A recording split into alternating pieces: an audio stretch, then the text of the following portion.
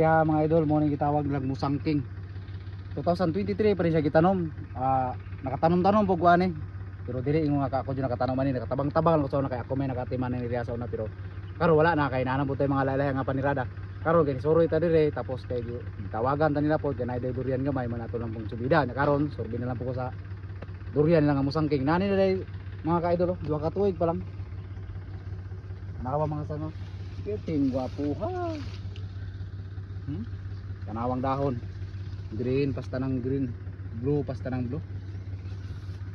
So mga idol, no, lahi ra gid mo timan idol og kanang mga tao nga naa kwarta. Kay kung kita mga idol mga timan tag durian wala po ta. Murag mananom lang ta kay kundi ka naibog ta. Pero wala tay kwarta ikabunoy kagasto ginagmay lang. Wala gyud klaro. Pero naa gyud resulta, makatanom ta mo makaharvest ta pod panahon, pero dagdugay maabot tag 8 o 9 ka tuig.